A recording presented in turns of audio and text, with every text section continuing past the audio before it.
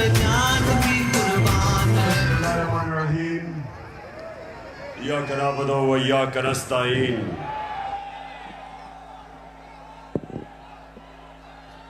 मैं सबसे पहले अपने पिंडी के एमएनएज, मेरे एमपीज, मैं आप सबको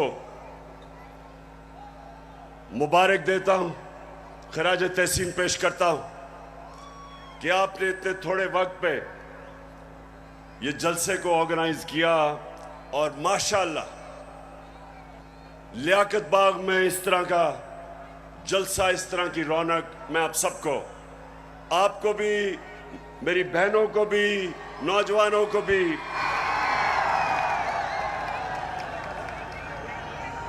अच्छा, आपने बड़ा संजीदा तरीके से मेरी तकरीर सुननी है, क्योंकि आज मेरे मुल्क में कैंपेन चल रही है और मैं उस कैंपेन के ऊपर भी आऊंगा। उस कैंपेन का एक ही मकसद है कि मेरी कौम को हकीकी तौर पे आजाद ना होने दो। मेरे नौजवानों, खास तौर पे आप, मैं भी बैठा आपको देख रहा था, मुस्तकबिल आपका है।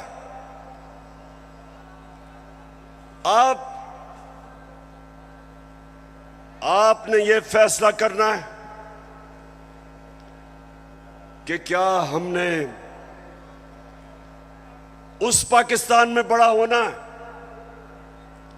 जिसकी ख्वाब देखी थी इल्लामा इकबाल ने और जिसके लिए जदोजहद की थी कायदे आजम ने, या वो पाकिस्तान जिधर कमजोर के लिए एक कानून, ताकतवर कानून से ऊपर कमजोर अपने हकूक ढूंढता है और ताकतवर सारे कानून तोड़ता है। ये पाकिस्तान जिस तरफ जा रहा है, मेरे नबी सल्लल्लाहु अलैहि वसल्लम ने तकरीबन 1500 साल पहले कहा था कि तुम्हारे से पहले बड़ी कौमें तबाह हुई।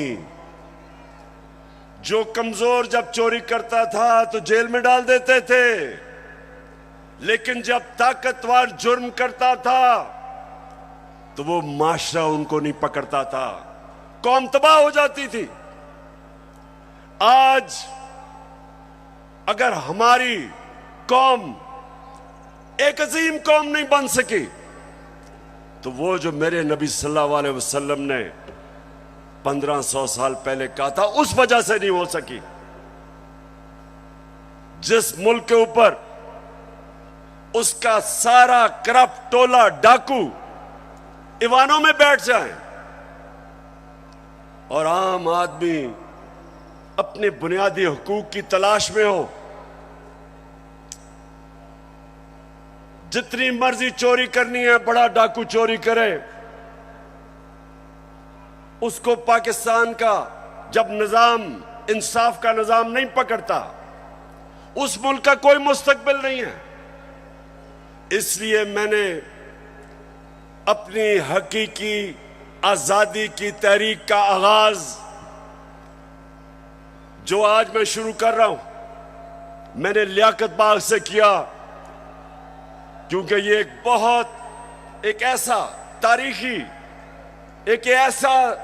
तारीखी जगह है कि जो पाकिस्तान की मूवमेंट में कायदे आजम के साथ लियाकत अली खान खड़े हुए थे, उनकी शहादत यहां हुई थी। मैं ये चाहता हूं कि मेरी सारी कौम आज तैयार हो जाए। जिस जदोजहद के लिए मैं आज आपको निकालने आया हूं, क्योंकि ये आपके मुस्तकबिल का मसला है। इमरान खान का तो अल्लाह सब दे चुका है। वो तो उसका बार बार शुक्र अदा करता है कि जाती तौर पे तो अल्लाह ने बड़े करम किए मेरे पे। लेकिन मुझे आपकी फिक्र है पाकिस्तानियों, जो आज मुल्क से हो रहा है, मुझे आपकी फिक्र है।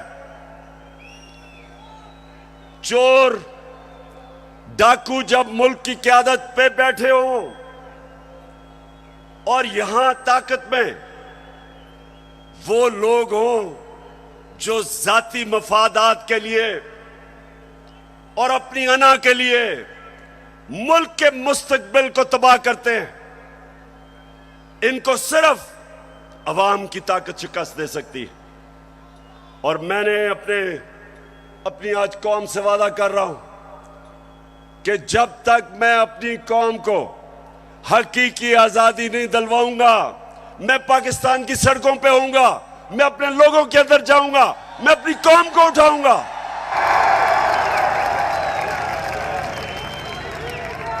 क्यों? नौजवानों सुनो, क्यों इमरान खान को हटाने की जरूरत पड़ी? क्यों बैरूनी साजिश, क्यों बैरूनी साजिश से इमरान खान को हटाया गया? जरा सुने वजह क्या थी। क्या इमरान खान मुल्क के पैसे चोरी करके बाहर बड़े बड़े महल्लात खरीद रहा था? क्या ये मुल्क के पैसे मनी लॉन्ड्रिंग कर रहा था? क्या लोगों की जमीनें चोरी कर रहा था, कब्जे कर रहा था, फैक्ट्रियां बना रहा था? मैंने जितनी देर क़यादत की, इससे कम टाइम पे, जब नवाज शरीफ 1990 में आया था, 17 फैक्ट्रियां बना चुका था। 17 फैक्ट्रियां बना चुका था। मैं सिर्फ क्यों निकाला नवाज शरीफ को? क्यों निकाला? क्योंकि उसने चोरी की थी।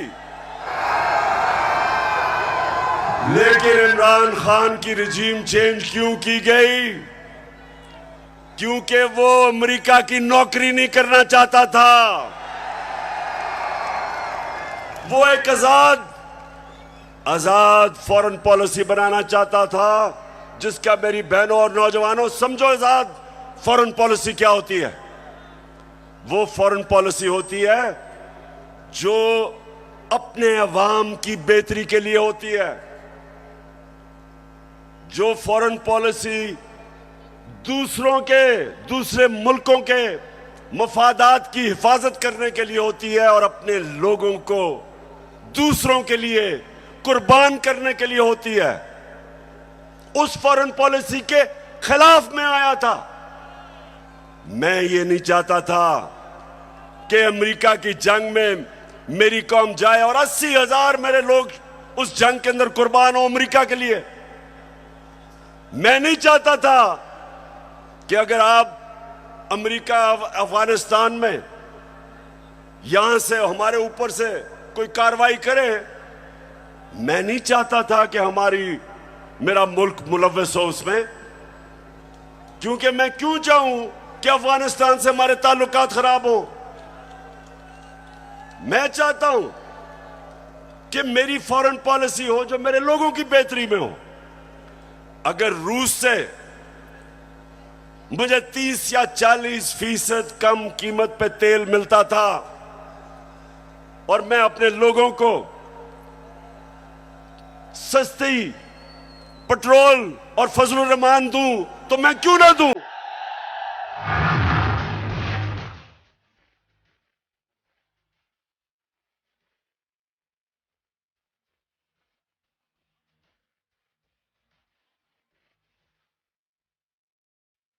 तो मैं, अगर हिंदुस्तान अमेरिका का स्ट्रेटेजिक एलाई, वो रूस से तेल खरीद सकता है और अपने लोगों को पेट्रोल और डीजल 25 रुपए लीटर कम दे सकता है, तो मैं क्यों ना दूं?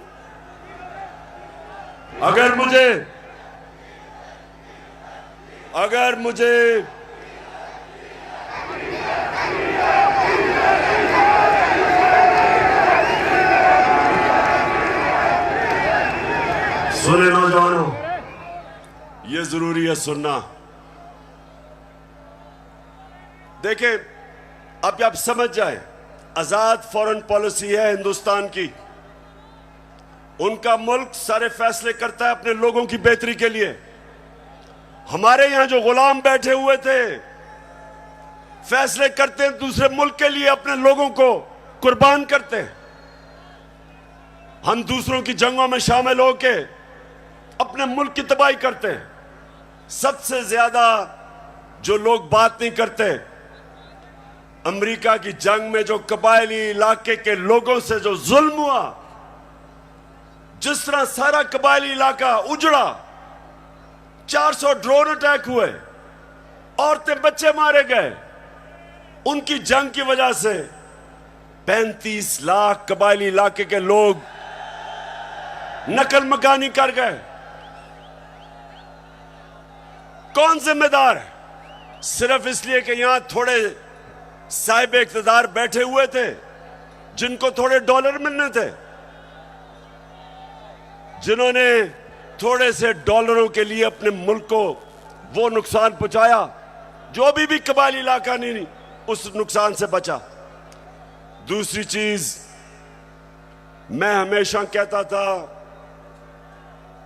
कि अफगानिस्तान में जो अमेरिका गया है, इसका कोई मिलिट्री हल नहीं है, डायलॉग से मसला हल होगा।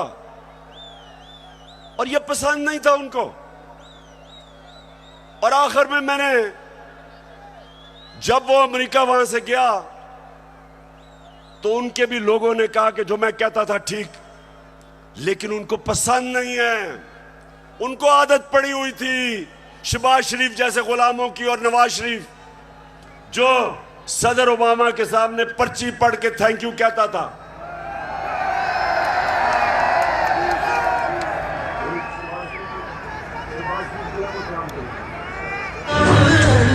खुदा के काबे से। अच्छा सुने, अब ये बड़ा जरूरी है आपने सुनना, क्योंकि मैंने आज आपको खास आगाज करने आया हूं अपनी हकीकी आजादी की तहरीक, और मैं सबको तैयार करने आया हूं। तो सुनने आपने मेरी बात कि पहले तो हटाया क्यों, फिर इनको तकलीफ क्या हुई बाहर वाले मुल्कों को। पहली दफा पाकिस्तान का प्राइम मिनिस्टर OIC की मीटिंग में जाता है, यूनाइटेड नेशंस की जनरल असेंबली में जाता है, और क्या कहता है? कहता है कि मुसलमानों को बड़ी तकलीफ होती है जब हमारे नबी सल्लल्लाहु अलैहि वसल्लम की शान में गुस्ताखी की जाती है। आजादी राय की आड़ लेके सारे फोरम के ऊपर पहली दफा, बल्कि पाकिस्तान के लीडर ही नहीं, दुनिया में भी किसी मुसलमान लीडर ने यह बात नहीं की। और उसकी वजह से मुझे सबसे बड़ा फख्र यह है कि पहली दफा 2 मगरबी लीडर्स, रूस के प्रेसिडेंट पुतिन और कनाडा का जस्टिन ट्रूडो प्राइम मिनिस्टर, दोनों ने स्टेटमेंट दी कि आप आजादी राय की आड़ लेके हमारे नबी सल्लल्लाहु अलैहि वसल्लम की शान में गुस्ताखी नहीं कर सकते। यह कभी पहले नहीं हुआ। और 15 मार्च, जो मुझे सबसे ज्यादा फख्र है, आप अगर मेरे से पूछे ना कि 3.5 साल में किस चीज में सबसे ज्यादा फख्र हुआ, 15 मार्च यूनाइटेड नेशंस ने फैसला किया कि एंटी इस्लामोफोबिक डे बनाया में।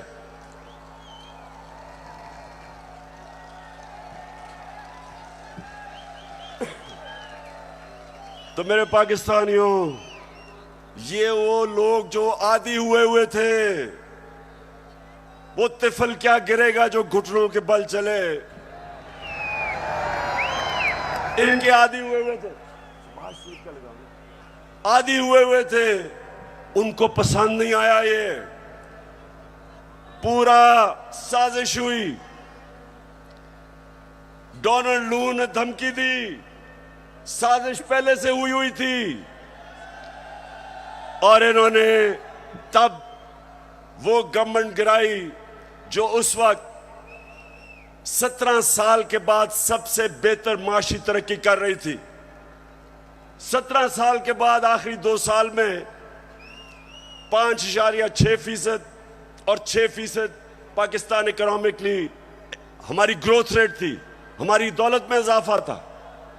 उस गवर्नमेंट को गिराया जिसकी रिकॉर्ड एक्सपोर्ट्स थी, रिकॉर्ड टैक्स कलेक्शन, बैरून मुल्क पाकिस्तानियों ने रिकॉर्ड रेमिटेंसेस भेजी। उस गवर्नमेंट को इन्होंने गिराया। किसानों के लिए बेहतरीन जो हमने पैकेजेस दिए, रिकॉर्ड फसलें हुई, उस गवर्नमेंट को इन्होंने गिराया। और उन्होंने गिराया इसलिए कि इनको इमरान खान नहीं चाहिए था, इनको चेरी ब्लॉसम चाहिए था। अब देखो, ये जरा देखें, होके आया हूँ मैं, यूएई के होके, अभी मैं तुर्की होके आया हूँ, और मैंने उन भाइयों को कहा कि आप हमारे बड़े अजीम भाई हैं, हमेशा आपने हमारी मदद की। और मैंने यही कहा, जब मैं आया हूँ तो आप समझेंगे शायद ये मांगने आया है। मैं मांगने नहीं आया, लेकिन मजबूरी है। हमारा जिस तरह माजी में 75 साल में आपने हमारा हाथ बटाया है, कुछ अर्सा आप हाथ बटा। मैंने कहा मैं वादा करता हूं कि इंशाअल्लाह हम पूरी कौम, हम मिलकर दिन रात, हमेशा आपने हमारी मदद की। और मैंने यही कहा, जब मैं आया हूं तो आप समझेंगे शायद ये मांगने आया है। मैं मांगने नहीं आया, लेकिन मजबूरी है।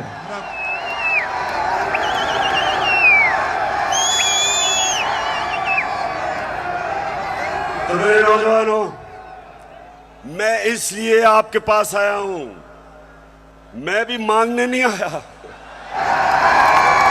मैं आपको तैयार करवाने आया हूं कि अगर इस वक्त मेरी कौम खड़ी नहीं होगी, इस तरह के लोगों की गुलामी करेंगे जो कहता है कि जी हम तो भिखारी हैं, बेगर्स आर नॉट चूजर्स। तो मैं, अब सुने जरा मेरी बात, मैं अगली बात करना चाहता हूं। देखिए, पाकिस्तान में जब ये आए, अब मैं सिर्फ बताना चाहता हूं कि लोगों से हुआ क्या 4 महीने में। मुझे जितने लोगों ने बताया कि जब उनके पास बिजली के बिल आए, कौम के ऊपर गुजरी क्या है, कि किस तरह उनको समझ नहीं आ रही, आम सफेद पोश लोगों को, कि बिजली के बिल दें, बच्चों की फीस दें, खाना दें। बिजली जो हमारे जमाने में 18 रुपए यूनिट था, मैंने 5 रुपए यूनिट सब्सिडी दिलवाई कि कम करो, वो आज 36 रुपए यूनिट है, दुगनी हो चुकी है।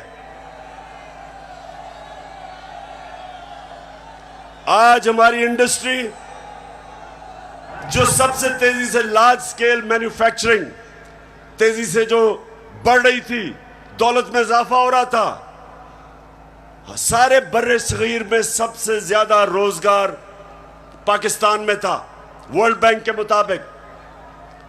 तो इन्होंने जो महंगाई की है, बिजली की कीमतें बढ़ाई हैं, पेट्रोल और फजलुर रहमान की जो कीमत बढ़ाई है, उससे आप समझते कि कितना नुकसान हुआ है इंडस्ट्री, हमारी इंडस्ट्री को नुकसान, बेरोजगारी बढ़ रही है। हमारा तो यहां नौजवान आबादी है, अगर हम रोजगार नहीं देंगे ये लोग किधर जाएंगे? कितने लोग मुल्क से बाहर जा सकते हैं?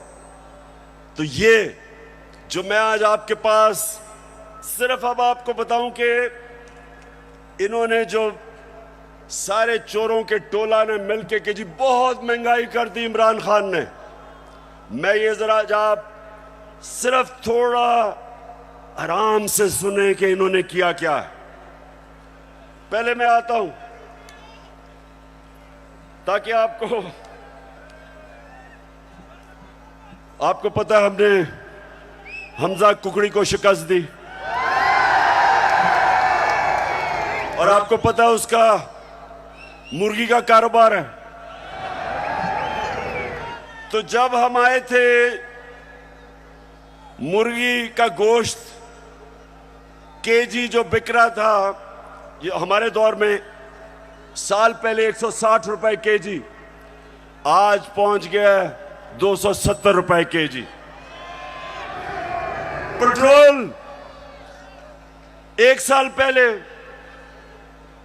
120 रुपए लीटर, आज पहुंच गया 234 रुपए लीटर। प्याज मैं इसलिए कह रहा हूं क्योंकि आम आदमी प्याज खाता है। साल पहले 44 रुपए, आज 86 रुपए, 86 रुपए केजी एक साल के अंदर।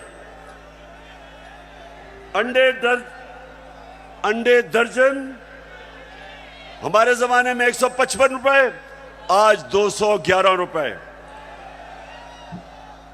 चावल साल पहले 95 रुपए, आज 121 रुपए। दाल माश आम आदमी खाता है, साल पहले 240 रुपए, आज 366 रुपए।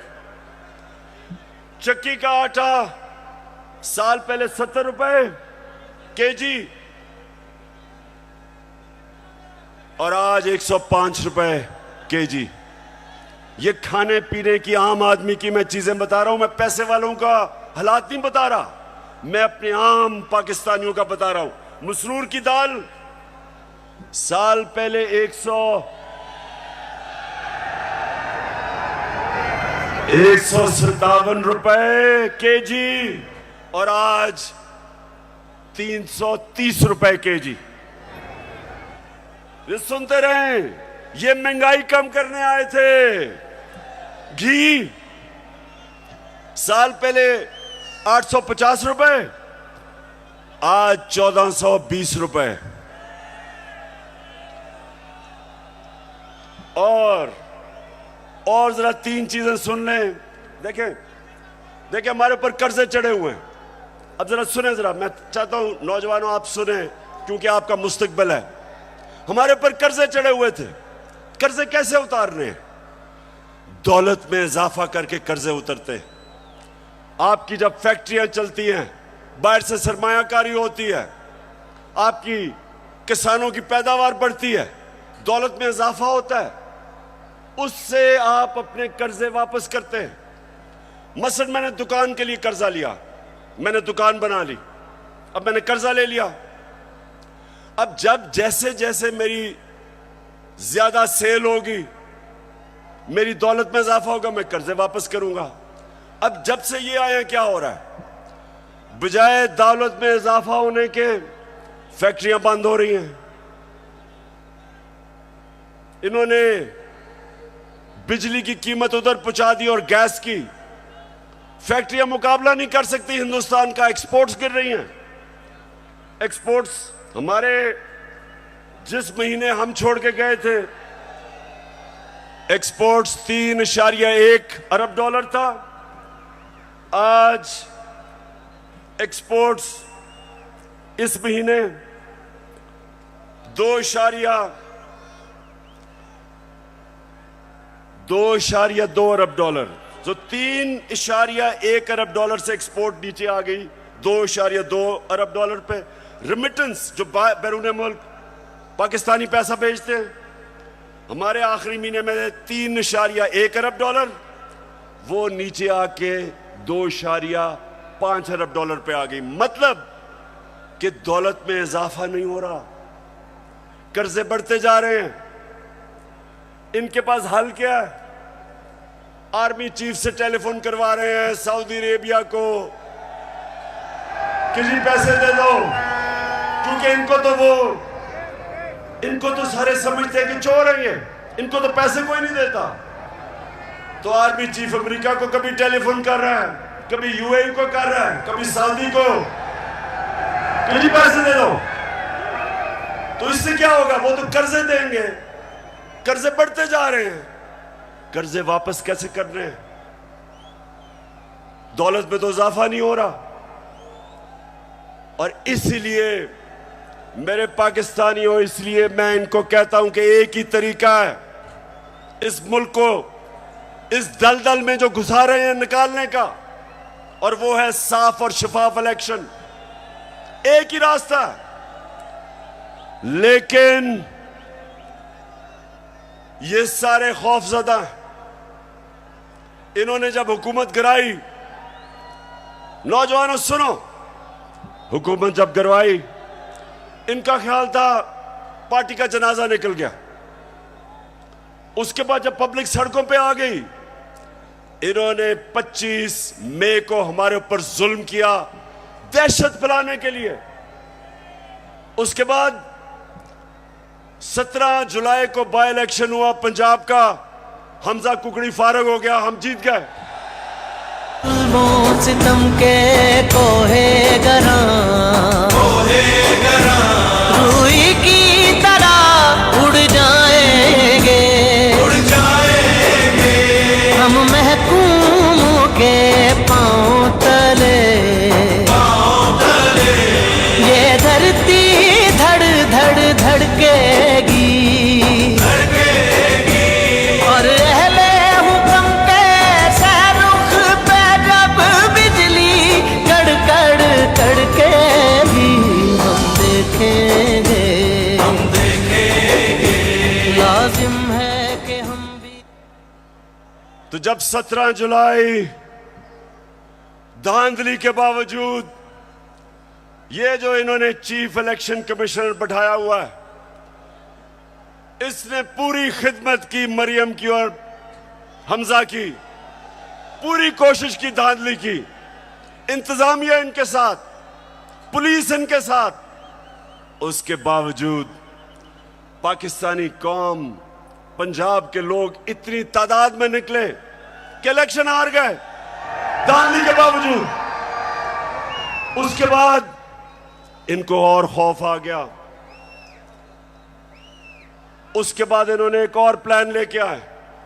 इन्होंने कहा अगर हम अब इलेक्शन करवाएंगे तो ये तो 2/3 अक्सरियत ले जाएगी तहरीक इंसाफ।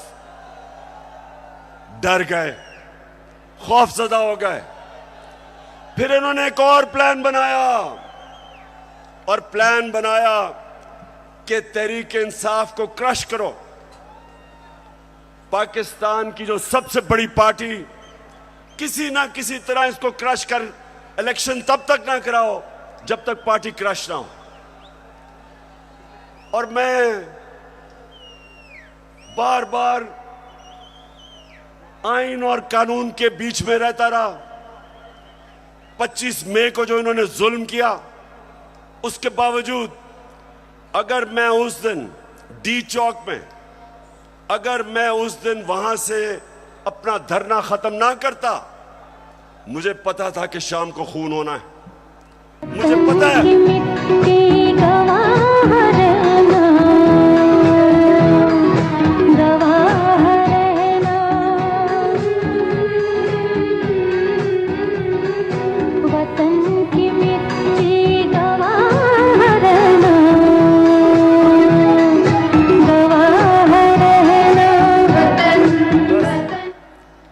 तो मैंने वापस इसलिए 25 मई को मैंने धरना इसलिए खत्म किया कि मैं नहीं चाहता था कि यहां तोड़ फोड़ हो, मैं नहीं चाहता था मुल्क में इंतशार हो, मैं नहीं चाहता था कि मेरे मुल्क को नुकसान हो।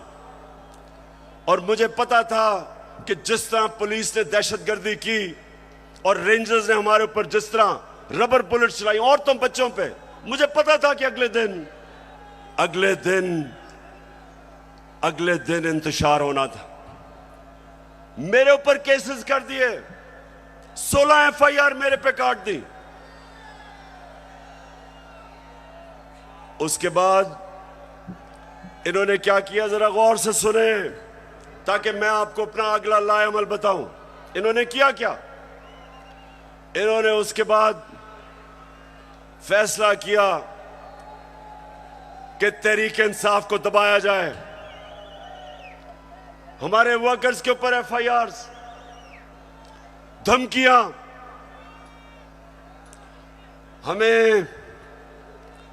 हमें यह कहा गया कि जनाब अगर आप किसी किस्म का अगर आपने किसी किस्म का कानून तोड़ा तो सारा स्टेट की ताकत आपके ऊपर आ जाएगी। एक बहुत बड़ा इस्लामाबाद में तब्दीली भी हुई। एक मिस्टर एक्स उधर लाहौर में और एक मिस्टर वाई को इस्लामाबाद लाया गया हमें सीधा करने के लिए। देखें, मैं अब आता हूं जिस चीज के ऊपर मुझे सबसे ज्यादा तकलीफ है। इन्होंने शहबाज गिल को पकड़ा, अगवा किया, उसको पकड़ के अंदर ले गए, नंगा करके उसको मारा।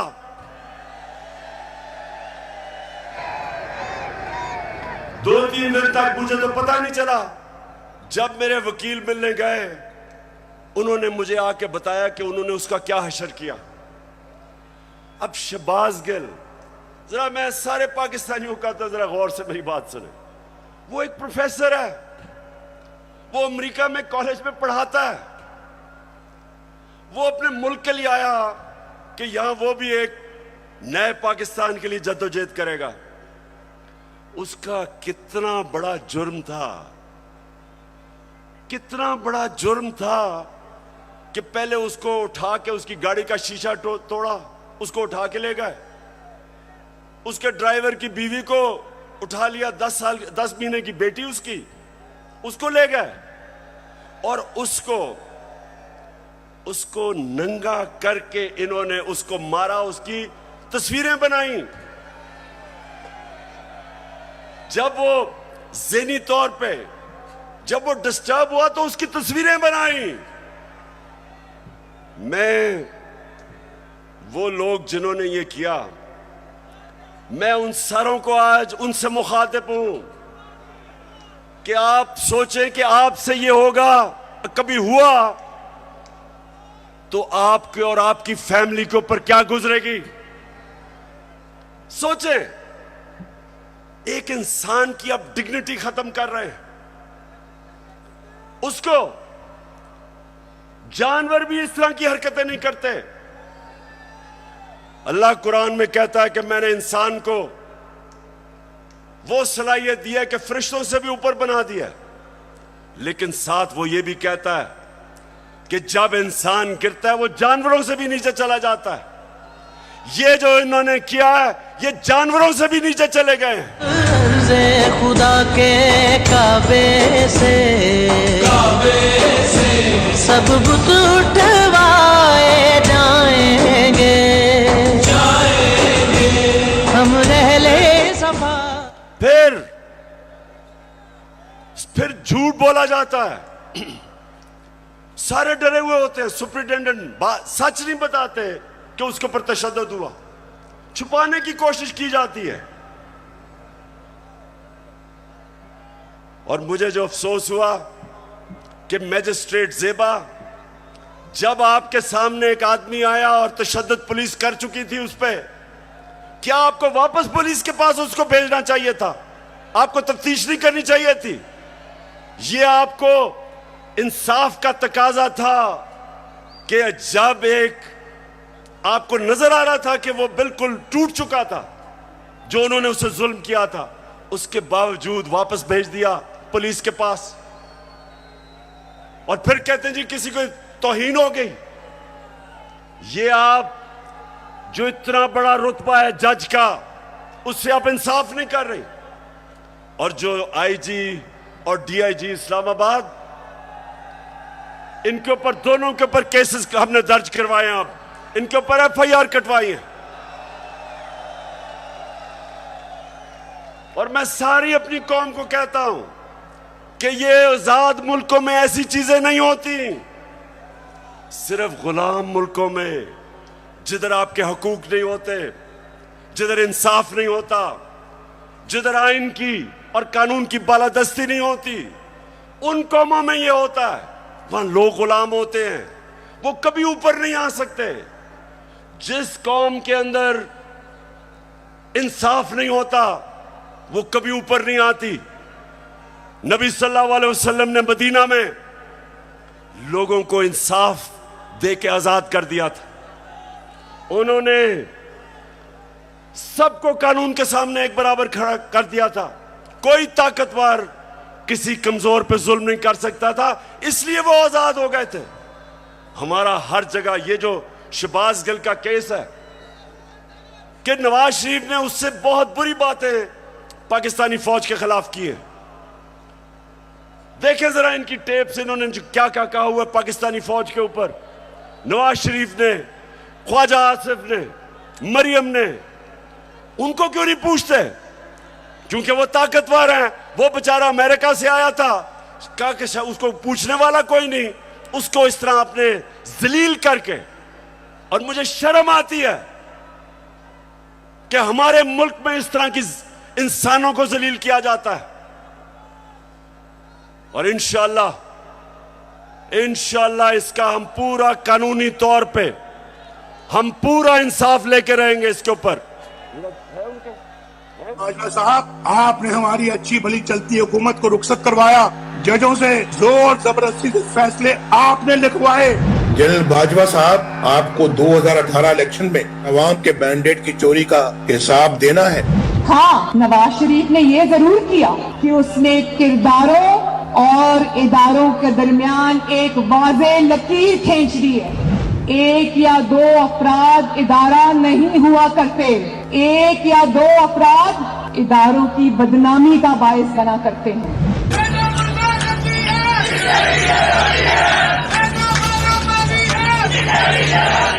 तुम हमें सियासत बतलाते हो, अपने हुदूद में रहो। इसराइल की नौकरी न किया करो। इसराइल के वजीफों पर पलने वाले जर्नलों, अपने हुदूद में रहो। बड़े बड़े रैंकों वालों से भी अपने आप को मुहतरम समझता हूँ, तो सीधे हो जाओ। और अगर बिगड़ोगे तो फिर अगर हम बिगड़ गए तो अफगानिस्तान में अमेरिका का क्या हश्र हुआ, खुदा की कसम यहाँ तुम्हारा वही हश्र होगा। और अभिनंदन की क्या बात करते हैं। मुझे याद है चीफ ऑफ आर्मी स्टाफ तशरीफ लाए, पैर कांप रहे थे, पसीने माथे पे थे। दफा के लिए ये पूरी इंप्यूनिटी के साथ अपना सीना चौड़ा करके डिफेंस बजट को क्लेम कर रहे हैं और मांग रहे हैं कौम से। कौम की हड्डियों से गोश्त तक जो है इन्होंने निचोड़ लिया है और उतार लिया। क्यों पिंडी, आप जज बने और आप फैसला करें कि ये हमारी फौज को क्या ये नुकसान पहुंचा रहे हैं या ये डैमेज करते थे, या वो जो शहबाज गिल ने का वो आपको पता भी नहीं चलेगा उसने क्या कहा इसके मुकाबले में। बहरहाल अगर उसने कुछ कहा तो उसके पास अदालत में जाए, कानून बने हुए हैं। लेकिन नंगा करके किसी के ऊपर तशद्दुद करना ये किसी भी इंसानी माशरे में नहीं होता, ये सिर्फ जानवरों के माशरे में, बल्कि वो भी मैं कहूंगा कि ऐसे नहीं होता। अच्छा, अब जो इनकी गेम है, इनकी गेम ये है कि ये शहबाज गिल को मिसाल बनाई जाए। ARY जो कि हमारा मौकफ, तहरीक इंसाफ का मौकफ पेश करता था, जो पाकिस्तान की नंबर 1 चैनल बन चुकी थी, उसको सिर्फ इसलिए बंद किया गया कि जनाब किसी तरह तहरीक इंसाफ का मौकफ ना पेश किया जाए। पैमरा को इस्तेमाल, अब पैमरा भी आ गया। पैमरा कहता है कि जनाब इमरान खान की लाइव तकरीर नहीं हो सकती। क्या जुर्म किया इमरान खान ने? जुर्म ये किया है, सिर्फ जुर्म एक है कि वो कभी इन चोरों के टोले को तस्लीम नहीं करेगा। ये जुर्म है उसका। ज़माने के अंदाज बदले गए। उसके बाद सोशल मीडिया, उनके बच्चों को पकड़ पकड़ के धमकियां दी जाती है। मीडिया की कोई बात करे उनको धमकी दी जाती है। तो मैं आखिर में अब मैं अपने न्यूट्रल से मुखातिब हूं।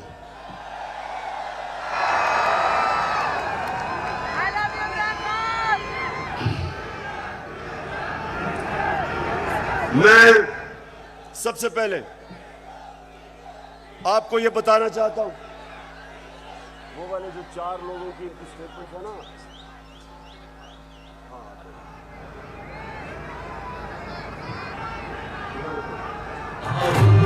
एक मिनट अभी नहीं। अब जरा सुने गौर से, क्योंकि मैं अपने न्यूट्रल से मुखातिब हूं। मैं अब जरा उनको बताना चाहता हूं हमारे से हुआ क्या। जब 25 मई को हमारे ऊपर पुलिस ने तशद्दुद किया, तो पुलिस के अंदर से मुझे बताया गया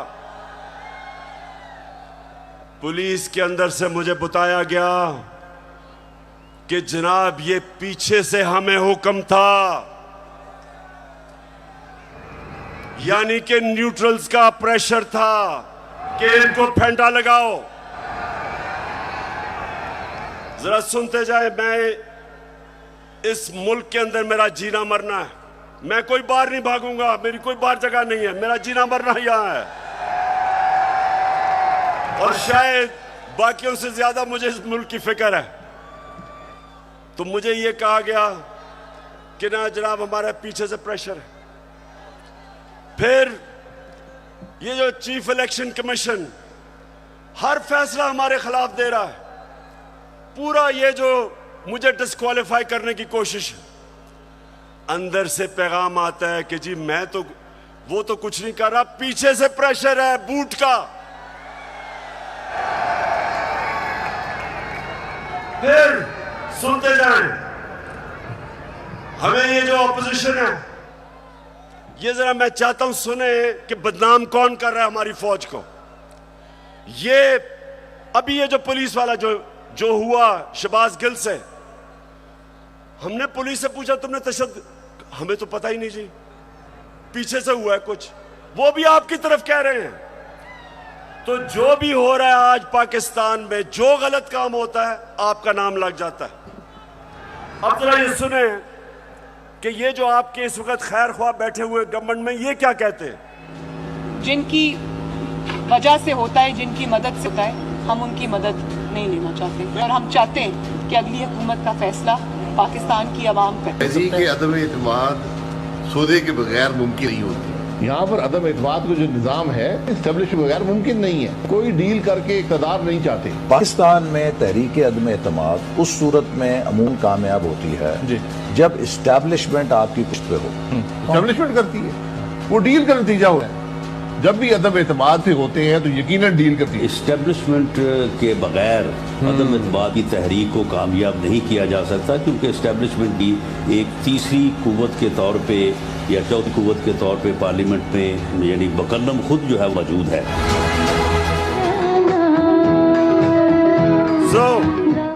सो मैं ये सवाल पूछता हूं, कौन किसको बदनाम कर रहा है। और उसके बाद जरा सुनते रहे, हमें पैगाम आता है, मेरे घर से कोई मिलने आता है, उसको टेलीफोन आ जाता है एजेंसी से जी कि जी आप क्या करने गए थे। मेरे घर में लोग मिलने आ रहे हैं, पुलिस खड़ी है नीचे, उनके जूते उतार रही है। ये पुलिस नहीं कर रही, पुलिस हमें खुद बताती है कि पीछे से न्यूट्रल्स का हुक्म है हमें। तो मैं आज पूछता हूं कि क्या आप न्यूट्रल हैं या नहीं हैं, बताएं हमें। और अगर नहीं है तो क्यों इस मुल्क को इतना नुकसान पहुंचा रहे हैं। अगर इन लोगों के साथ आपने खड़ा होना है, तो क्या आपका ख्याल है कि जो कौम 30 साल से इनको चोर समझती है, वो क्योंकि आज आप इनके साथ खड़े हैं, वो इनको पाक कर देगी, वो मान जाएगी कि ये नहीं, चोर नहीं है। आपको भी नुकसान पहुंच रहा है। मैं आज इसलिए कह रहा हूं सब कुछ कि मुझे पता है प्लान क्या बना हुआ है।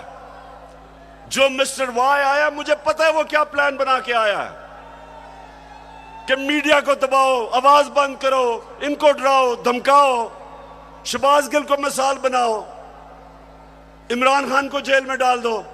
इमरान खान को जेल से कोई फर्क नहीं पड़ेगा। जो करना करो।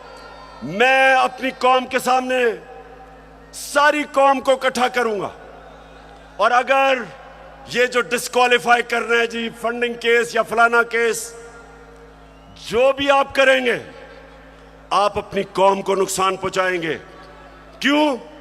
क्योंकि सबसे बड़ी पाकिस्तान में इस वक्त नेशनल लेवल पे फेडरल पार्टी तहरीक एक ही है, तहरीक इंसाफ। सारे पाकिस्तान में है, सारे सूबों में है। ये मुल्क को इकट्ठा रख सकती है। कभी फौज अकेला मुल्क को इकट्ठा नहीं रख सकती, नहीं तो ईस्ट पाकिस्तान को इकट्ठा रख सकते। पॉलिटिकल पार्टी जो सारे मुल्क में इंसानों को इकट्ठा करती है, वो मुल्क को मजबूत रखती है। उस पार्टी को कमजोर करने का मतलब पाकिस्तान को कमजोर करना है। और अगर आप इसी पार्टी को दीवार से लगा देंगे, जो आप इस वक्त प्लान बना हुआ है, मैं आपको यकीन दिला रहा हूं कि यहां श्रीलंका वाला हाल होने वाला है।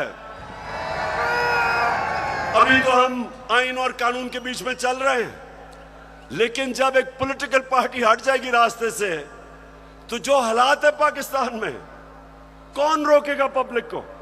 22 करोड़ लोग हैं। श्रीलंका तो 2 करोड़ से थोड़ी सी ज्यादा उनकी पूरी आवाम है। यहां तो 22 करोड़ पाकिस्तानी है। जो हालात हैं, अगर इसमें आप पॉलिटिकल पार्टी को खत्म करके इन चोरों को ऊपर मुसल्लत करेंगे, नुकसान तो मुल्क है।